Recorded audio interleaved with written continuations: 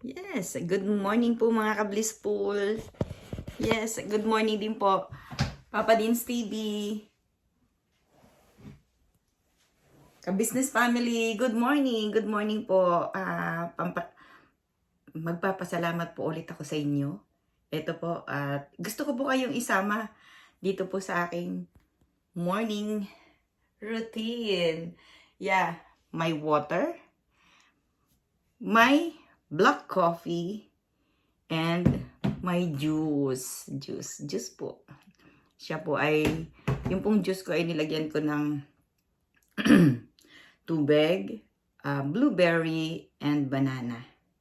Today po, yun po yung aking juice. Okay? Yeah. I just want to take an opportunity to talk to you again.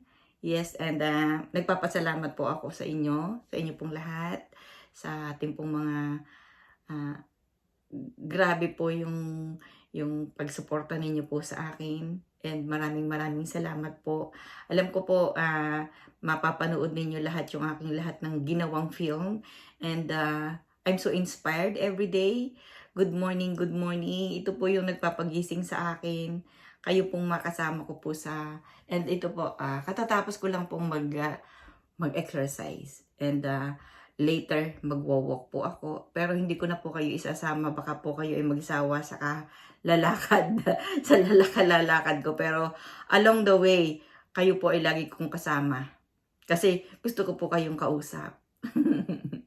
Di po ba? Yeah, ang sarap po pala ng I am not so good to show my my I don't have cleavage. Okay, yeah, ang ang gusto ko pong pag-usapan yung pong para po makilala ninyo akong mabuti, at para po kahit hindi po kayo magtanong, masagot ko kung ano po yung nasa isip ninyo, at alam ko po magiging intimate yung relasyon natin. Makakausap po ninyo ako palagi, at magkukwento po ako ng buhay ko at ang mga ginagawa ko po araw-araw. Yeah, medyo marami-rami na po akong na film na akin pong i-download or i-show it to you. Okay?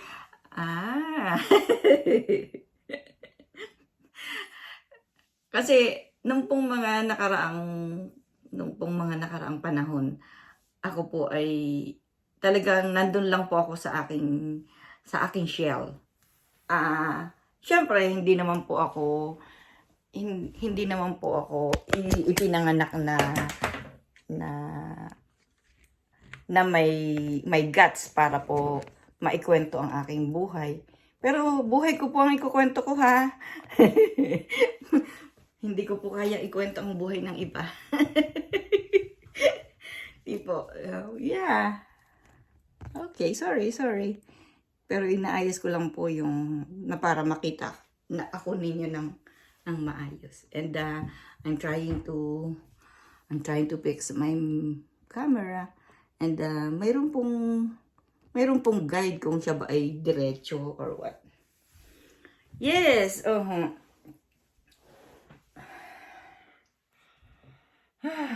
gusto ko sana lumabas pero medyo mahangin po, and dahil po nagbabago po yung panahon namin dito is alam ko pong ako po ay magkakaroon ng health issue. Ako po ay magkakaroon dahil nga po nagbabago ako, yung pong katawan ko is madali po akong magkaroon ng sipon, at yan nga. Pero yeah, I'm trying to do good to myself. Yes.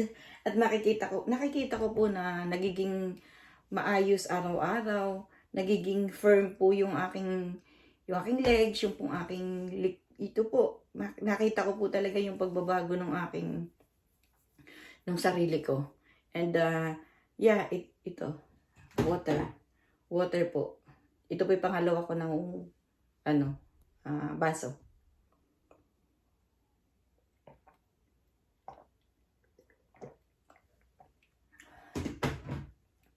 Sana po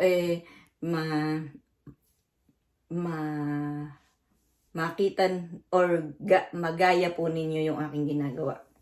Wala pa po akong kinakain kahit ano. Water pa lang po. And ito, kasunod ko pong iinumin is coffee, black coffee. Wala pong kahit ano, black po siya. And then, yeah, parang may nalimutan ako at hindi ko siya makalimutan. Yes, LB Vlogs family and Pams family, Kapams official. Yes, good morning po sa inyo lahat. Ingat po kayo diyan. Yes, and yeah, mayroon pang isa. Mayroon pa pong isa. Si Lovelace Vlog. Good morning po. Good morning po sa inyo lahat. Good morning po diyan sa inyo. Grabe din naman po yung ginagawa ng mag-asawa na yun. Ang sarap po yung magtanim ng magtanim, whatever it is. Gulay, bulaklak, halaman. Yung halaman, ibig ko po sabihin ay yung magkakaroon ng bunga.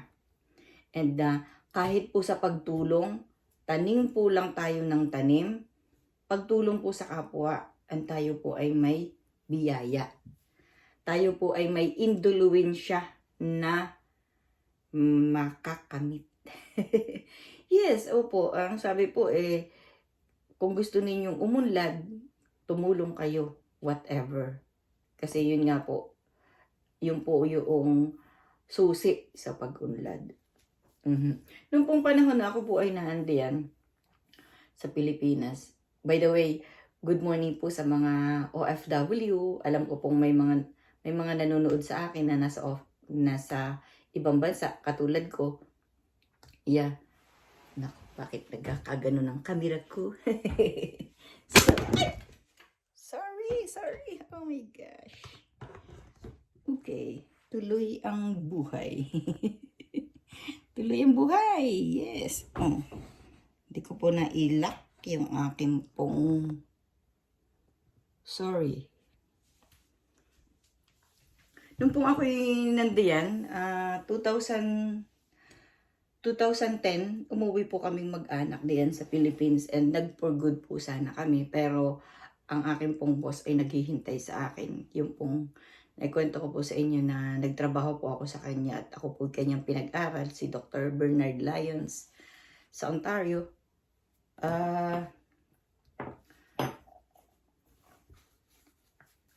Yan.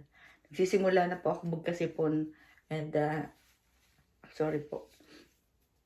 Yun po yung inaalagaan ko na hindi po ako magkaroon ng sakit. Pero dito naman po, pagka po nagbabago na yung panahon, inaano na po na magpa-flu vaccine. Especially po yung may mga edad na. Like me. Talagang hindi siya nag-ano. Sorry, gamitin ko na lang po yung isang. Kasi bumabagsak talaga siya. Sorry po.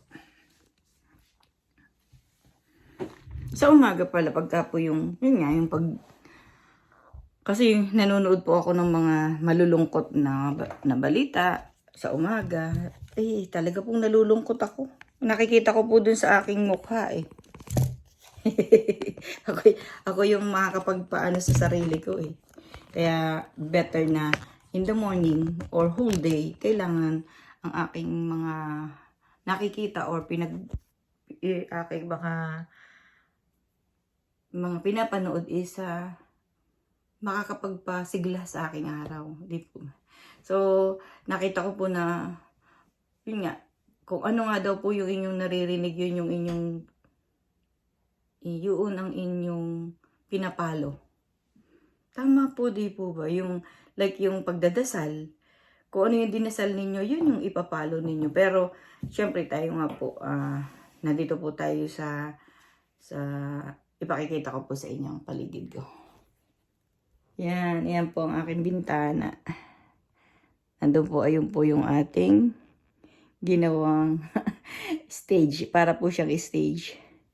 Pero siya po ay nung panahon po na ng ano dito sa farm is yan po pag parang every Sunday doon po sa kwento ng dating mga nandito. Every Sunday daw po, yun po ay parang marketplace. Lahat po ng mga kapitbahay, nag-iipon-ipon sila dito, ginagawa nilang marketplace ito. Doon sila nagtitindahan ng kanilang mga inani sa farm.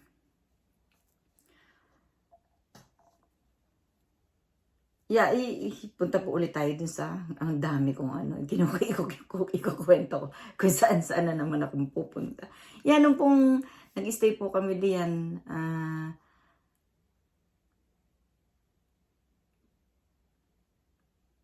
sa Pilipinas.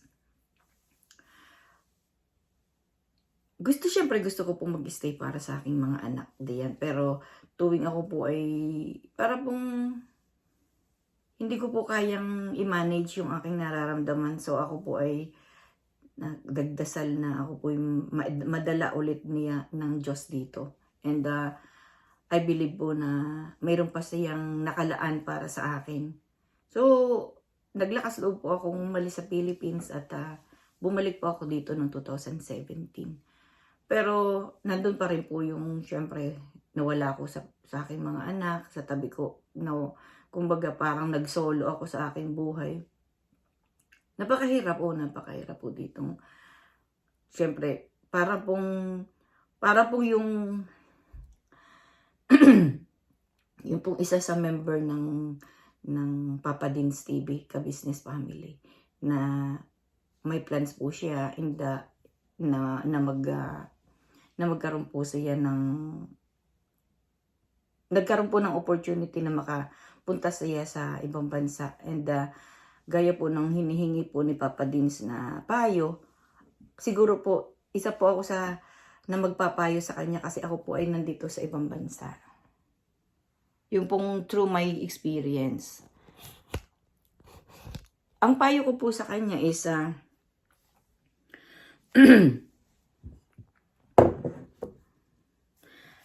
kung kayo po ay pupunta sa ibang bansa, dapat po ay ang inyong ability na goal is talaga pong matindi. Ako po ay professional lang, pumunta po ako dito at kasama ko po ang pamilya ko nung panahon pong iyon.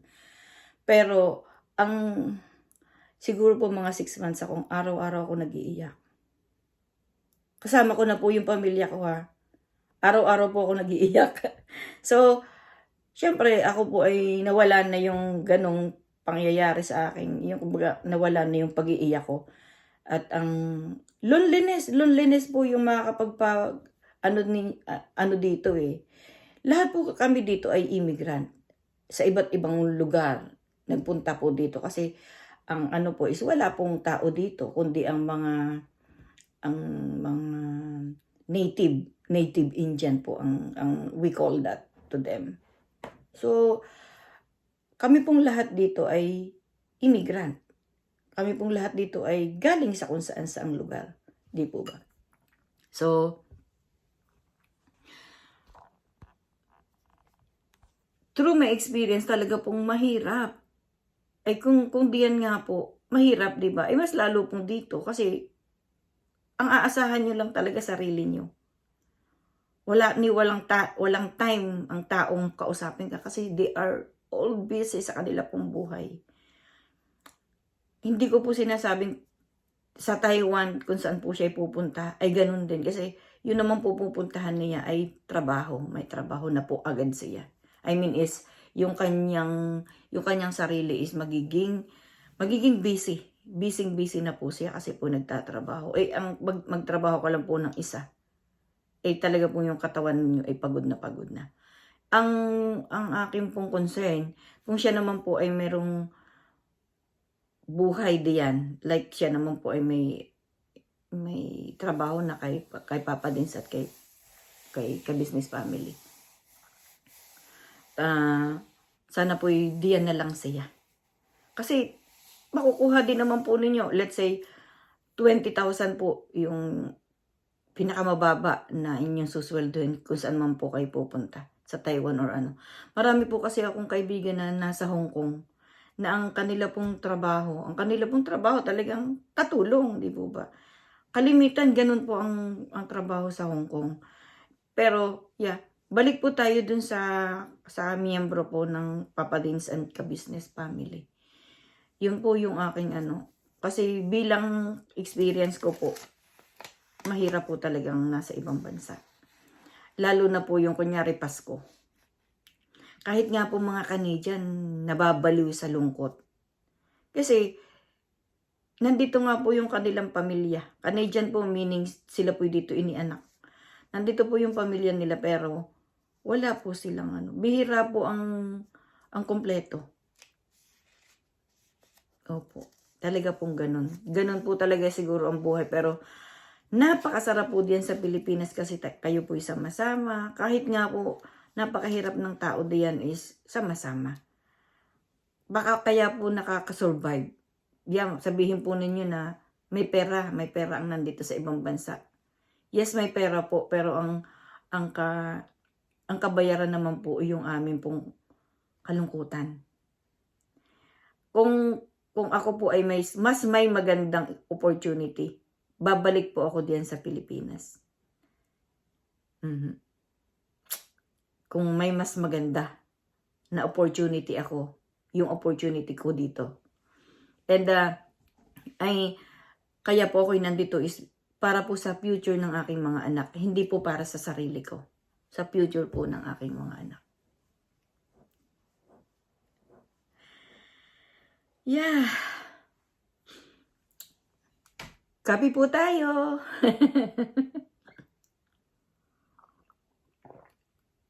Black coffee. Black coffee po yan. And meron din po akong magtitipo ako mamaya. So, lahat po ay ang akin pong inilalagay sa aking body in the morning is liquid. Mamaya pa po siguro ako kakain ng solid. And mayroon po akong mga nakahandang fruits. Parang experimental po sa akin. Pero gusto ko pong i-show sa inyo. Yung akin pong ini-intake. Sabi ko, bakit kailangan ko makipag-usap sa kanila ngayon? Talaga pong gusto ko po kayong kausap. may mga gagawin pa po ako and nakita ko po yung gitara sa taas, sa base, sa rooftop. Sa rooftop. Sa second floor. So, dinala ko po siya dito sa baba. At isa po yun sa aking gagawing activities. Marunong po ako mag-gitara. Yes, nung pong high school ako po ay member ng Rondalia. Alam po ba ninyo yung Rondalia? And guitar po ang hawak ko. Sana kaya ko pa. Sana, hindi ko pa po tinatry. And I'm excited. Excited po akong makapag-gitara. And yeah, yun. Yun nga po, gusto ko rin kumanta. Samahan po ninyo ako sa pagkanta. And one of this day, kakanta po tayo. Magpa-practice pa po ako para po yung aking samahan po ninyo ako. Yeah,